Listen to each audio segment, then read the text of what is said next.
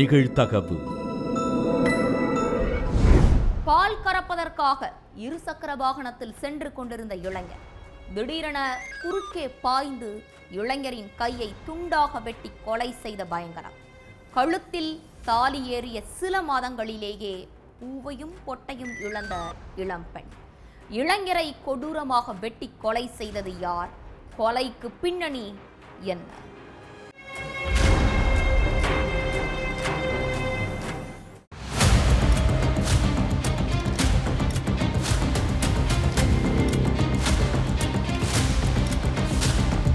கணவன் ராமச்சந்திரன் வீட்டிலிருந்து கிளம்பின கொஞ்ச நேரத்திலேயே மனைவி ஆர்த்திக்கு போலீஸ் கிட்ட இருந்து ஒரு போன் வந்திருக்கு.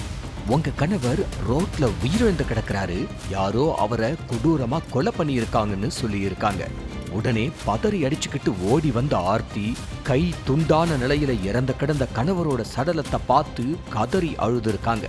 கணவனை இழந்த துக்கத்துல துடிச்சுக்கிட்டு இருந்த ஆர்த்தி கிட்ட இப்ப எப்படி விசாரிக்கிறதுன்னு நினைச்ச போலீஸ் முதல்ல ராமச்சந்திரன் சடலத்தை போஸ்ட்மார்ட்டத்துக்கு அனுப்பி வச்சாங்க.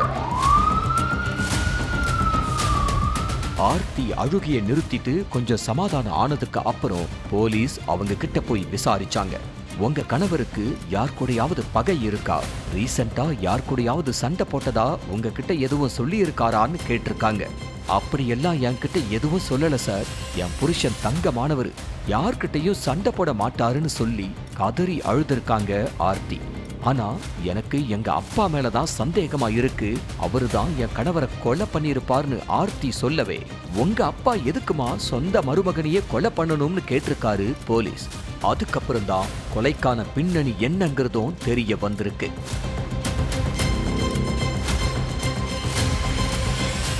திண்டுக்கல் வத்தலகுண்டு பக்கத்துல உள்ள ராமநாயக்கன்பட்டி கிராமத்தை சேர்ந்தவர் தான் இந்த ராமச்சந்திரன். B.Pharm முடிச்ச ராமச்சந்திரன் பால் கறக்கிற வேலையை பார்த்துக்கிட்டு இருந்தாரு. இவருக்கு அதே கிராமத்தை சேர்ந்த ஆர்த்திங்கிற இளம்பெண் அறிமுகமாகி இருக்காங்க. ஆர்த்தி B.Com முடிச்சிருக்காங்க. ஆர்த்தியோட வீட்டுக்கு பக்கத்துல தான் ராமச்சந்திரனோட அக்கா வீடு இருக்கு. தன்னோட அக்கா வீட்டுல பசுமாடுகள் இருக்கிறதுனால தினமும் பால் கறக்கிறதுக்காக அவங்க வீட்டுக்கு போனப்பதான் பக்கத்து வீட்டுல உள்ள ஆர்த்தி பழக்கமாகி இருக்காங்க. நட்பா பேசி பழகின ரெண்டு பேரும் கொஞ்ச நாள்லயே லவ் பண்ண ஆரம்பிச்சிட்டாங்க. ஆர்த்தியும் ராமச்சந்திரனும் காதலிக்கிற விஷயம் ஆர்த்தியோட பெற்றோருக்கு தெரிஞ்சு பெரிய பிரச்சனை ஆகியிருக்கு. ராமச்சந்திரனும் ஆர்த்தியும் வெவ்வேறு சாதியை சேர்ந்தவங்க. மகள் வேற சாதி பையனை லவ் பண்றான்னு தெரிஞ்சதும் தந்தை சந்திரன் வானத்துக்கும் பூமிக்கும் குதிச்சிருக்காரு. சந்திரனுக்கு காதல்னாலே பிடிக்காது, அதுலயும் தன்னோட பொண்ணு வேற சாதியை சேர்ந்த பையனை லவ் பண்றான்னு தெரிஞ்சதும் கோபத்தோட உச்சிக்கே போயிருக்காரு.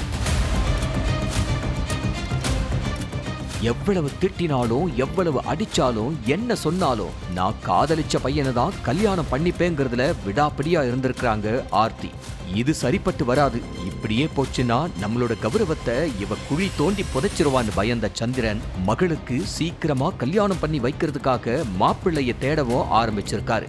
இப்படியே போனா நம்ம காதல நிரந்தரமா பிரிச்சிருவாங்கன்னு நினைச்சு பயந்து போன ஆர்த்தி வீட்டை விட்டு வெளியேறி பெற்றோர் எதிர்ப்பை மீறி கடந்த 5 மாசத்துக்கு முன்னாடி காதலன் ராமச்சந்திரனை கல்யாணம் பண்ணிக்கிட்டாங்க. நம்மள மீறி நம்ம பொண்ணு வேற சமூக பையனை கல்யாணம் பண்ணிக்கிட்டது தெரிஞ்சு ஆர்த்தியோட அப்பா சந்திரனுக்கு கோபம் தலைக்கேறி இருக்கு. இதுக்கு நடுவுல வத்தலகுண்டு போலீஸ் சந்திரனுக்கு போன் பண்ணி ஸ்டேஷனுக்கு வர சொல்லவே சந்திரனும் அவங்க மனைவியும் போயிருக்காங்க. அங்க ஆர்த்தியும் ராமச்சந்திரனும் மாலையும் கழுத்துமா நின்னுக்கிட்டு இருந்ததை பார்த்ததும் ஆர்த்தியோட பெற்றோர் கோபத்துல கொந்தளிச்சிருக்காங்க. அடுத்து அங்கிருந்த போலீஸ்காரங்க அவங்கள சமாதானப்படுத்தி இருக்காங்க. ஆனா ஆர்த்தியோட பெற்றோர் எங்க பொண்ணு செத்துட்டா, இனி இவ யாரோ நாங்க யாரோன்னு சொல்லிட்டு அங்கிருந்து கிளம்பிட்டாங்க. அதுக்கப்புறம் மனைவி ஆர்த்திய தன்னோட வீட்டுக்கு கூட்டிட்டு போன ராமச்சந்திரன் கல்யாண வாழ்க்கைய சந்தோஷமா நடத்த தொடங்கி இருக்காரு. ஆனா இந்த சந்தோஷம் ரொம்ப நாள் நீடிக்கல. வேறொரு சாதி பையன் என் பொண்ணை தொட்டு தாலி கட்டினதை நினைச்சு கடும் கோபத்துல இருந்த சந்திரன் ராமச்சந்திரனை கொலை பண்ண 5 மாசமா திட்டம் போட்டிருக்காரு. ஆனா சந்திரனோட ஒவ்வொரு ஸ்கெட்சில இருந்து ராமச்சந்திரன் எஸ்கேப் ஆயிட்டாரு. அதனால டென்ஷனான சந்திரன் இதுக்கு மேலையும் பொறுமையா இருக்க முடியாதுன்னு தானே களத்துல இறங்கி இருக்காரு. சம்பவத்தன்னைக்கு சாயங்காலம் 6:30 மணிக்கு பால் கறக்கிறதுக்காக குளிப்பட்டி கிராமத்துக்கு 2 வீலர்ல போய்கிட்டு இருந்திருக்காரு ராமச்சந்திரன். இத தெரிஞ்சுக்கிட்டு அந்த வழியா போன சந்திரன் கூட்டாத்து ஐயம்பாளையம் பெரியார் பாசன கால்வாய்க்கிட்ட மருமகனை வழிமறிச்சு நின்னு இருக்காரு. அடுத்து தான் மறைச்சு வச்சிருந்த அரிவாளை எடுத்து ராமச்சந்திரனோட கைய துண்டா வெட்டினது மட்டும் இல்லாம கால் மார்புன்னு கண்மூடித்தனமா வெட்டிட்டு எஸ்கேப் ஆயிட்டாரு சந்திரன். இந்த கொடூர சம்பவத்தை பார்த்து அங்கிருந்த பொதுமக்கள் சில பேரு போலீஸ்ல தகவல் கொடுத்தாங்க. அடுத்து அங்க வந்தவங்க ராமச்சந்திரனோட மனைவி ஆர்த்திக்கு போன் பண்ணி ஸ்பாட்டுக்கு வர வச்சு விசாரிச்சிருக்காங்க. அப்பதான் இந்த கொலை சந்திரன் தான் பண்ணியிருக்காருங்கிறது உறுதியாச்சு. அடுத்து சந்திரனை பிடிச்சு விசாரிச்சதுல நடந்த எல்லாத்தையும் ஒண்ணு விடாம சொல்லிட்டாரு. அதுக்கப்புறம் மருமகனை துடிக்க துடிக்க கொலை செஞ்ச சந்திரனை அரெஸ்ட் பண்ண போலீஸ் இந்த கொலையில வேற யாருக்காச்சும் தொடர்பு இருக்கான்னு விசாரிச்சிட்டு இருக்காங்க. சாலையில் நடந்து சென்று கொண்டிருந்த முதியவரின் வயிற்றில் எட்டி உதைத்த இளைஞர், செருப்பு காலால் குரல் வளையை மிதித்து துடிதுடிக்க கொன்ற கொடூரம். தொடர்ந்து அரங்கேறும் கொலைகளால் அச்சத்தில் உறைந்து கிடக்கும் திருப்பூர் மக்கள். கடந்த 8 மாதத்தில் மட்டும் 5 கொலைகள் அரங்கேறியதற்கு என்ன காரணம்? காவல்துறை தரப்பில் இருந்து சொல்வது என்ன?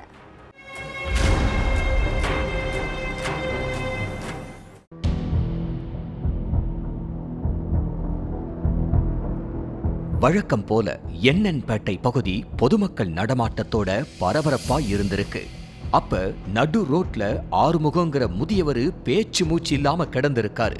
அதை பார்த்த உடனே ஆம்புலன்ஸுக்கு போன் பண்ணி வர வச்ச பொதுமக்கள் ஆறுமுகத்தை மீட்டு பக்கத்துல உள்ள ஹாஸ்பிட்டலுக்கு அனுப்பி வச்சாங்க. ஆனா ஆறுமுகம் உயிரிழந்துட்டதா டாக்டர் தெரிவிச்சிருக்காங்க. இந்த விஷயத்தை கேள்விப்பட்டு ஹாஸ்பிட்டலுக்கு போன ஆறுமுகத்தோட உறவினர்கள் அவரோட சடலத்தை பார்த்து கத்தி கதறி அழுதிருக்காங்க. அடுத்து சம்பவ இடத்துக்கு போன போலீஸ் ஹாஸ்பிட்டல்ல இருந்து ஆறுமுகத்தோட உறவினர்கள் கிட்ட விசாரிக்க ஆரம்பிச்சாங்க. ஆறுமுகத்துக்கு என்ன ஆச்சு, அவரை யாரு அடிச்சு கொலை செஞ்சது, உங்களுக்கு யார் மேலேயாச்சும் சந்தேகம் இருக்கான்னு கேட்டிருக்காங்க. அதுக்கு ஆறுமுகத்தை யாரு கொலை செஞ்சான்னு எங்களுக்கு தெரியாது, கொலையாளியே நீங்க தான் கண்டுபிடிச்சு அவனுக்கு தண்டனை வாங்கி கொடுக்கணும்னு சொல்லி இருக்காங்க. அதுக்கடுத்து கொலை நடந்த ஸ்பாட்டுக்கு போன போலீஸ் கொலையாளி யாருன்னு கண்டுபிடிக்க அங்க உள்ள மொத்த சிசிடிவி காட்சிகளையும் எடுத்து ஆய்வு பண்ணி இருக்காங்க.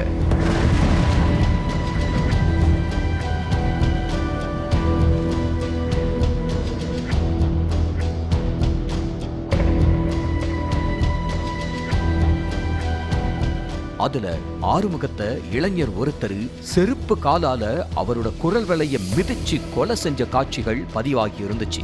அந்த சிசிடிவி அடிப்படையா வச்சு தமிழ்ராஜாங்கிற இளைஞரை தேட ஆரம்பிச்சாங்க போலீஸ்.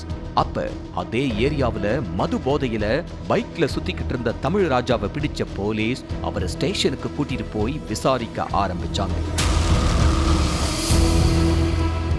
திருப்பூர்ல உள்ள தாராபுரம் தேவேந்திர தெருவை சேர்ந்த ஆறுமுகம் கட்டட தொழிலாளியா வேலை செஞ்சிட்டு இருந்தாரு. ஆறுமுகம் டெய்லி வேலைக்கு போயிருவாராம். ஆனா வேலை முடிஞ்சதுக்கு அப்புறம் நேரா மதுக்கடைக்கு போற ஆறுமுகம் ஃபுல் போதையில தான் வீட்டுக்கு திரும்புவாராம். சம்பவத்தன்னைக்கு சாயங்காலம் இவரும் இவரோட தம்பி சுரேஷும் அங்க உள்ள அரசு மதுபான கடைக்கு போயிட்டு மது வாங்கி குடிச்சிட்டு இருந்திருக்காங்க. அப்ப காமராஜபுரத்தை சேர்ந்த இளைஞர் தமிழ்ராஜாவும் அங்க மது குடிக்க வந்திருக்காரு. 2 பேரும் பக்கத்து டேபிள்ல உட்கார்ந்து மது குடிச்சிட்டு இருந்த நேரத்துல ஆறுமுகத்துக்கிட்ட சரக்குல மிக்ஸ் பண்ண தண்ணி கேட்டிருக்காரு தமிழ்ராஜா. நாங்க வச்சிருக்க தண்ணீர் எங்களுக்கே பத்தாது, அதனால நீ வேற பாட்டில வாங்கிக்கோன்னு சொல்லிட்டாரு ஆறுமுகம். இத கேட்டு ஆத்திரமடைஞ்ச தமிழ்ராஜா கீழே கடந்த கல்லை எடுத்து முதியவரை அடிச்சிருக்காரு. வலி தாங்க முடியாத ஆறுமுகம் சுரேஷை கூட்டிக்கிட்டு அங்கிருந்து கிளம்பிட்டாரு. அடுத்து மதுபான கடையிலிருந்து வெளியே வந்த 2 பேரும் எண்ணன்பேட்டை ரோட்ல நடந்து போயிட்டு இருந்திருக்காங்க. அப்ப அங்கேயும் விடாம ஃபாலோ பண்ணிட்டு போன தமிழ்ராஜா, டேய் கிழவா, உனக்கு எவ்வளவு தைரியம் இருந்தா நீ எனக்கு தண்ணி கொடுக்க மாட்டேன்னு சொல்லுவியா? தண்ணி கூட நீ ஒருத்தனுக்கு கொடுக்க மாட்டியா அப்படின்னு ஆறுமுகத்தை திட்டி இருக்காரு. நீ எங்க கிட்ட பிரச்சனை பண்ணதுனால தான் நாங்க 2 பேரும் அங்கிருந்து கிளம்பணும். இப்ப மறுபடியும் நீ எங்களை துரத்திக்கிட்டே வந்து ஏன் பிரச்சனை பண்றன்னு தமிழ்ராஜா கிட்ட கேட்டிருக்காரு ஆறுமுகம். ஆனா அத காது கொடுத்து கூட கேட்காத தமிழ்ராஜா ஆறுமுகத்தோட வயிற்றிலேயே ஓங்கி மிதிச்சிருக்காரு. அடுத்து தன்னோட செருப்பு காலால ஆறுமுகத்தோட குரல் வளைய மனசாட்சியே இல்லாம மிதிச்சு கொண்டு இருக்காரு. இந்த சம்பவத்தை கேள்விப்பட்டு ஸ்பாட்டுக்கு வந்த போலீஸ் சிசிடிவி காட்சிகளை ஆய்வு பண்ணி கொலையாளி தமிழ்ராஜாவை அரெஸ்ட் பண்ணிட்டாங்க. பின்னலாடை தொழில சிறப்பா இருக்கிற திருப்பூர்ல கடந்த 8 மாசத்துல மட்டும் 5 கொலைகள் நடந்திருக்கிறது பொதுமக்கள் மத்தியில பதற்றத்தை ஏற்படுத்தி இருக்கு. அதனால இந்த மாதிரியான கொலைகளுக்கு போலீஸ்காரங்க முற்றுப்புள்ளி வைக்கணும்னு பொதுமக்கள் வேண்டுகோள் விடுத்திருக்காங்க. மதிய சாப்பாட்டிற்காக வீட்டுக்கு வந்த ஆசிரியர் அறையில் சடலமாக கிடந்த கர்ப்பிணி மனைவி மற்றும் 2 மகள்கள். மனைவி மகள்கள் இரத்த வெள்ளத்தில் இருந்ததை பார்த்து அதிர்ச்சியில் உறைந்து போய் நின்ற கணவன். மசூதி வளாகத்தில் உள்ள அறையில் இருந்த தாய் மகளுக்கு நடந்தது என்ன? சிசிடிவியில் பதிவாகியிருந்த அந்த 2 சிறுவர்கள் யார்?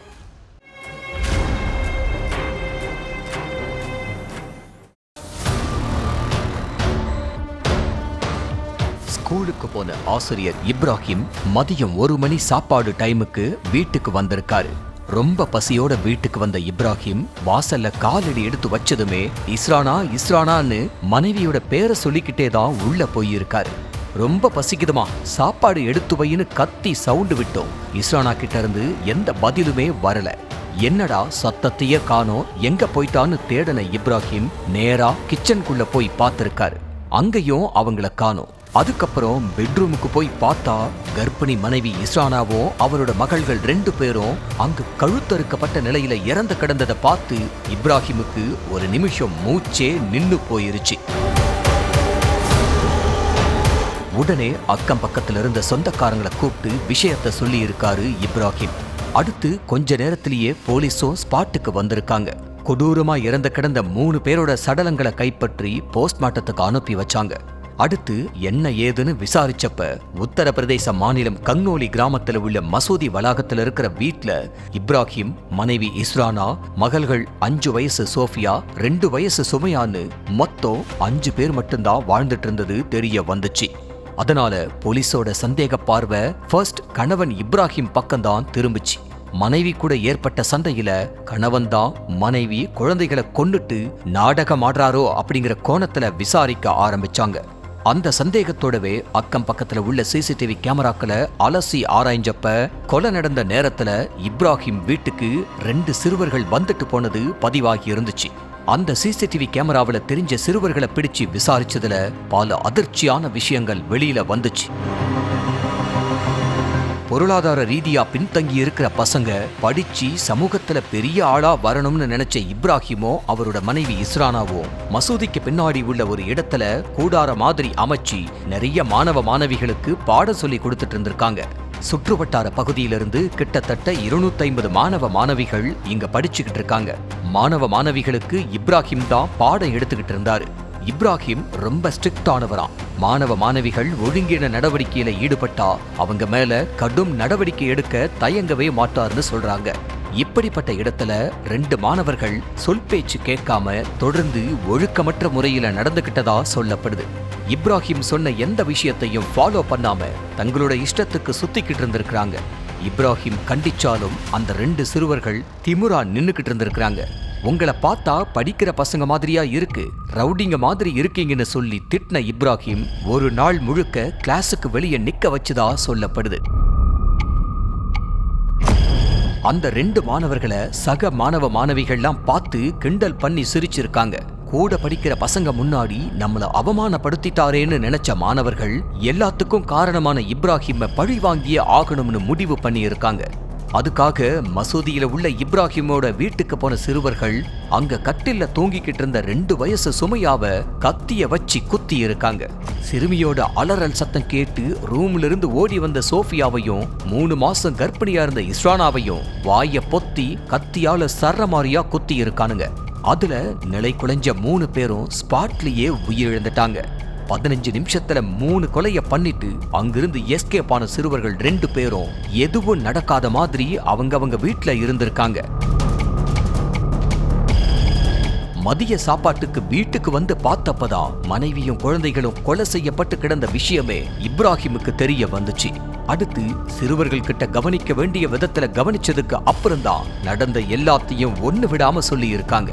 அதுக்கப்புறம் வழக்கு பதிவு பண்ணி சிறுவர்களை அரெஸ்ட் பண்ண போலீஸ் 3 பேரையும் கொலை செஞ்சதுக்கு இப்ராஹிம் மேல இருந்த கோபம்தான் காரணமா இல்ல வேற ஏதாவது காரணமான்னு போலீஸ்காரங்க தீவிரமா விசாரிச்சுக்கிட்டு இருக்காங்க. ஃபெடெக்ஸ் கொரியர் நிறுவனத்தில் இருந்து பேசுவதாக கூறிய மர்ம நபர் போதைப் பொருள் கடத்தல் புகார் வந்திருப்பதாக கூறி மிரட்டல். சிறிது நேரத்தில் குடும்பத்தோடு சிறை செல்ல வேண்டும் என கூறி அச்சுறுத்தல். டிஜிட்டல் அரெஸ்ட் மூலம் 17 லட்சம் ரூபாயை சுருட்டிய கேடி கும்பல் 1 வருடமாகியும் பிடிபடாதது ஏன்? பணத்தை இழந்த பிக் பாஸ் சௌந்தர்யாவின் நிலை என்ன?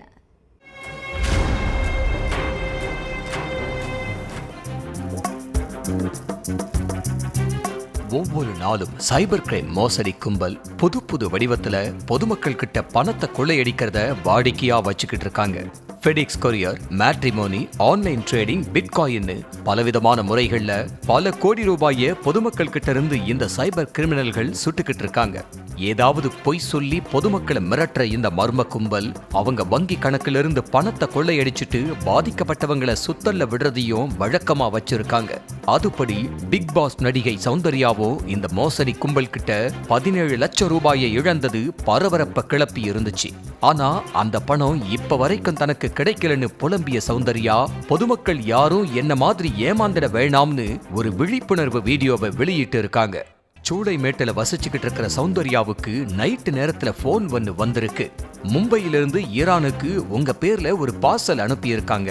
அதுல பணம், போதைப் பொருள், ஏடிஎம் கார்டு, தங்க கட்டிகள், பாஸ்போர்ட்னு எல்லாமே இருக்கு. அது இப்ப ரிட்டர்ன் வந்திருக்கு. நீங்க சில சட்டவிரோத செயல்களில் ஈடுபட்டிருக்கீங்க, அதனால உங்களை கைது செய்ய போறோம், சிபிஐ வழக்கு பதிவு செய்ய போறோம்னு மிரட்டி இருக்காங்க. அடுத்து சிபிஐல பேசுறதா சொல்லி சௌந்தர்யாவுக்கு வீடியோ கால் பண்ண மற்றொரு மர்ம நபர், உங்களை டிஜிட்டல் அரெஸ்ட் பண்ணிட்டோம், இனி நீங்க யார்கிட்டையும் பேசக்கூடாது, எங்கேயும் நகரக்கூடாதுன்னு சொல்லி இருக்காரு. அடுத்து நீங்க எத்தனை நாட்களா இந்த போதைப் பொருள் கடத்தல ஈடுபட்டு வர்றீங்கன்னு கேட்ட அந்த நபர் சிபிஐ டாக்குமெண்ட்ஸ், ஆர்பிஐ டாக்குமெண்ட்ஸ்னு எல்லாத்தையும் சௌந்தர்யாவுக்கு வாட்ஸ்அப்ல அனுப்பி விட்டுருக்காரு. அந்த லிஸ்ட்ல சௌந்தர்யாவோட பேர் இருந்திருக்கு. இத பார்த்து பதறிப்போன சௌந்தர்யா எதிர்முனையில பேசின மர்ம நபரோட பேச்ச அப்படியே நம்பி இருக்காங்க. அடுத்து இந்த பிரச்சனையிலிருந்து நான் எப்படி தப்பிக்கணும்னு ஐடியாவையும் கேட்டு இருக்காங்க. அதுக்கு இந்த கேஸ்ல நீங்க வசமா மாட்டிக்கிட்டீங்க, அதனால நீங்க எங்கேயுமே தப்பிக்க முடியாதுன்னு சொல்லி இருக்காரு. ஆனா இந்த கேஸ்ல ஜாமீன் பெறவும் உங்களுக்கு ஏத்த மாதிரி விசாரணைய சென்னைக்கு மாத்தவும் பல லட்சம் செலவாகும்னு சொல்லி இருக்காரு. இத அப்படியே நம்பின சௌந்தர்யா மாசம் அந்த நபருக்கு பணத்தை அனுப்பி விட்டுருக்காங்க. 12 பண பரிவர்த்தனை மூலமா கிட்டத்தட்ட 17 லட்சம் ரூபாய் வரைக்கும் அனுப்பி இருக்காங்க. அடுத்த மறுநாளே அந்த அன்னோன் நம்பருக்கு போன் பண்ணி பார்த்திருக்காங்க சௌந்தர்யா. அப்ப போனை யாருமே எடுக்கல. அடுத்து அந்த நம்பருக்கு விடாம ட்ரை பண்ணிட்டு இருந்திருக்காங்க சௌந்தர்யா. ஆனா ஒரு கட்டத்துல போன் ஸ்விட்ச் ஆஃப் ஆகி இருக்கு. இதனால தான் ஏமாற்றப்பட்டதை உணர்ந்த சௌந்தர்யா இது தொடர்பா சைபர் கிரைம்ல புகார் அளிச்சிருக்காங்க. இதுவரை மோசடி கும்பல் சிக்காத நிலையில புகார் அளிச்சு 1 வருஷமாக்கியும் என்னோட பணம் இப்ப வரைக்கும் எனக்கு கிடைக்கலன்னு சொல்லி வீடியோ ஒன்னு வெளியிட்டு இருக்காங்க சௌந்தர்யா. அதுல பொதுமக்களை ஏமாத்துறதையே இங்க ஒரு கும்பல் பொழப்பா வச்சிருக்காங்க. ஏமாத்துறவங்க இருக்கிற வரைக்கும் ஏமாறுறவங்க ஏமாந்துட்டு தான் இருப்பாங்க. நீங்க பல லட்சம் ரூபாய் ஏமாந்தாலும் அதை பத்தி போலீஸ் கிட்ட புகாரே அளிச்சாலும் நீங்க பறிகொடுத்த பணம் உங்களுக்கு திருப்பி கிடைக்கவே கிடைக்காது. அதனால இந்த மாதிரியான மோசடி கும்பல் கிட்ட நீங்க சிக்கிடாதீங்கன்னு பேசி இருக்காங்க.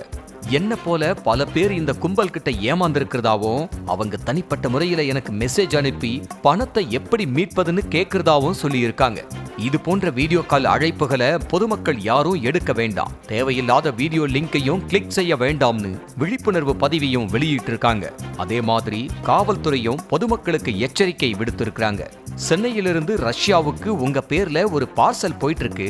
அதுல பணம், போதைப் பொருள், ஏடிஎம் கார்டுன்னு எல்லாமே இருக்கு. அதனால உங்களை அரெஸ்ட் பண்ண போறோம்னு சொன்னாலும் பொதுமக்கள் அதிலிருந்து தப்பிக்க பணத்தை கொடுத்து ஏமாந்துராதீங்கன்னு எச்சரிக்கை விடுத்திருக்காங்க. ஒவ்வொரு குற்றங்களின் முடிவும் சட்டத்தின் கையில். விசாரணை தொடரும். பார்க்கலாம் அடுத்த நிகழ்தகவல்.